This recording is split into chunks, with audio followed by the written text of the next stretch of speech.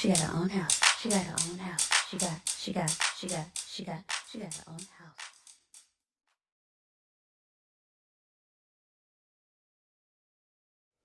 Hey family, welcome back to my channel. So today I have some breaking news, yet fantastic news. And I'm also going to announce the giveaway winner at the end of the video. So let's talk about it.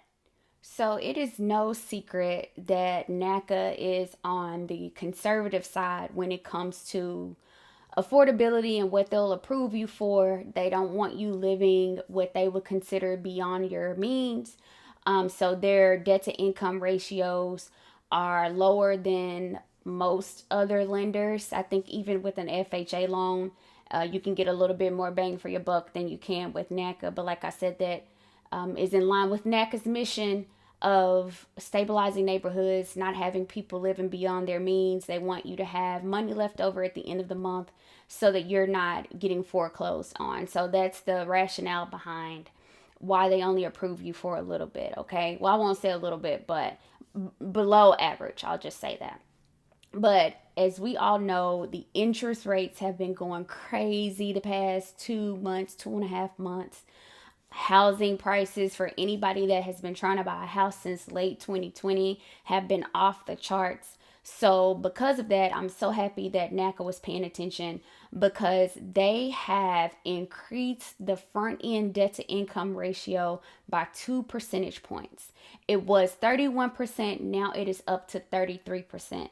I actually got my hands on this information a couple weeks ago, but I had other things I wanted to put out to you guys. But I did get it confirmed again this past Saturday when I reattended the homebuyers workshop for Texas and Oklahoma. The MC that was doing the presentation confirmed this as well, that your front end debt to income mortgage ratio is now 33% with Naca.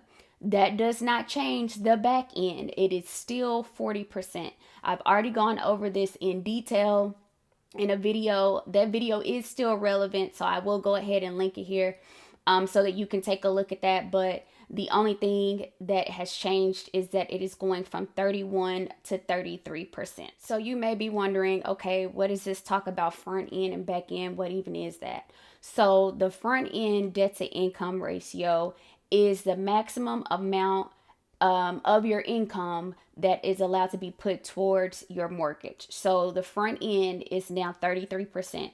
So even if you make $1 million a year, NACA will only allow 33% of that $1 million to be dedicated towards your monthly mortgage. Okay, that's with all lenders. They have the front end and the back end.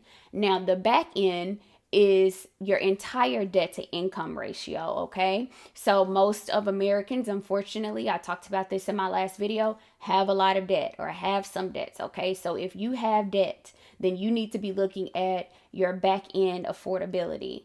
All of your debts are then deducted from your monthly income, and that number, whichever is lower of the front end or the back end, is what NACA will be approving you for. So I know that I am a visual learner, so now let's go ahead and get into some examples of using the calculator so that you guys can see how the math works. This example that I'm about to go through is for W-2 employees only, okay? W-2 employees only.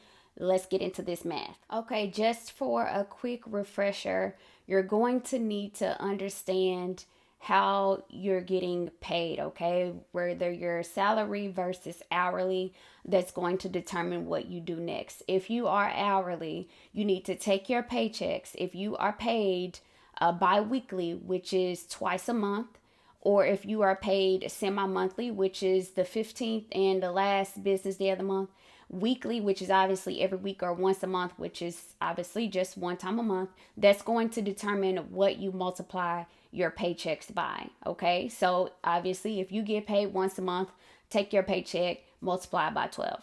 If you get paid weekly, multiply that paycheck by 52.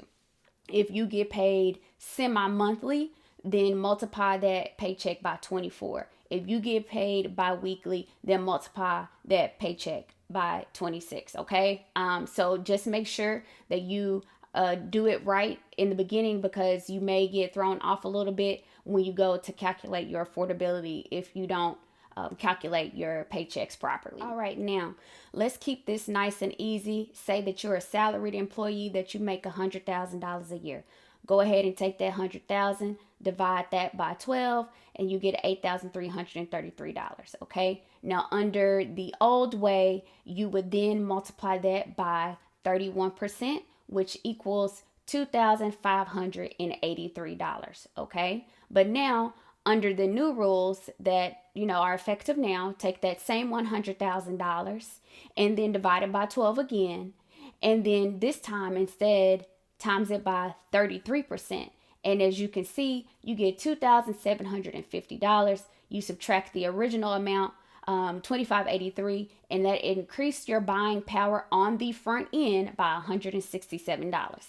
I cannot stress enough that this is only for the front end debt to income ratio calculation. Okay, before you guys get all excited, if you have debt, you will still need to back that debt out, and the lower of either your front end or your back end is the thing that Naca will approve you for. So let's go ahead now and take a look at the calculator again so that you can see for yourself what I actually mean. We're sticking with the same salary person making $100,000 a year. Go ahead again and divide that by 12. You still get that $8,333, but except this time multiply by 40% instead of 33. As you can see, $3,333. But say you have $1,500 a month in debt that shows up on your credit report that is more than 10 payments. You got to subtract that. As you can see, $1,833. Okay, so before you get all excited over the 33%, oh, that's $2,750, that's what I can get approved for. No, subtract your debt and get your real number if you have debt. As I told you guys before, there are exceptions that you can request to get around the 40% back in for your debt to income. But one of the things is if you have been paying debt more than 40% of your back end DTI, then you can get a request, should I say, an exception to get bumped up to 43% of the back end debt to income ratio.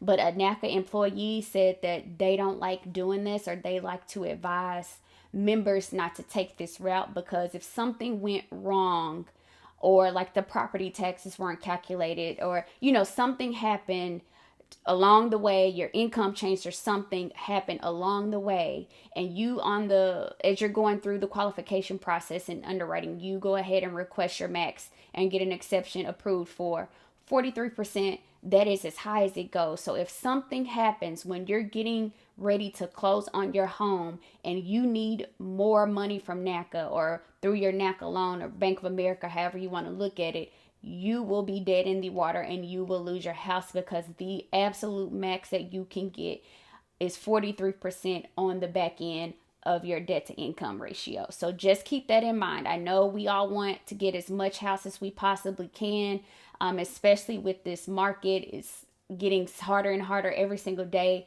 to get a home. So, but keep that in mind. Anything could happen. And if you are already at the 43% max, then you are going to lose your home if you cannot secure financing from somewhere else. So I know I went through this information fairly quickly, but that is because I do have an in-depth video on my channel already of how to calculate your Naca affordability, whether you are a W-2 employee or a self-employed employee. So this example today, like I said, was only for W-2. If you are self-employed, please check out that video, because it is totally different. It's more nuances that you need to understand. But the purpose of this video today was just for me to bring you guys the information about the front end debt to income ratios increasing from 31% to 33%. So let's now go ahead and get into our giveaway winner. It's now 9 p.m. Central Standard Time on Tuesday, March 15th. So it is time to do this giveaway. Let me zoom in a little bit. I surprisingly only had a handful of people enter this giveaway, y'all. I think it was only 9 people. I don't know if people thought I wasn't giving away real money or what, but And out of those 9 people, as you can see, based on the red little dots right here, that is the public subscription. Okay. So of those 9 people, only 5 people have opened their subscription so that I can verify that they're actually subscribed to me. And of those 5 people, I apologize to you, Miss Christina Carr, but you did not follow what you were supposed to put. You put first anniversary instead of 1 year. Gregory Reeves, I'll let you make it since you did put 1 year. All right, so here we go. These are the people that have a chance to win. You have a 25% chance, so let's see who it's going to be.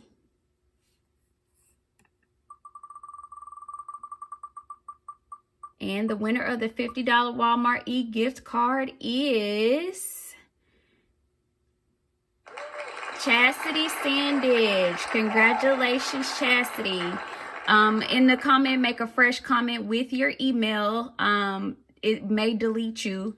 So just make sure you don't put the @ symbol. Just put like whatever your email is, and then maybe like put a space or something, and then Gmail or Yahoo or whatever it is. I hope that makes sense. But congratulations, Chastity. Send me your email under a fresh comment. Thank you to everybody that participated. But that is it, guys. Thank you so much for watching. I hope this video was super helpful. Don't forget to give this video a thumbs up, and of course subscribe, and I will see you guys in my next video because it takes a village. Cheers and good night.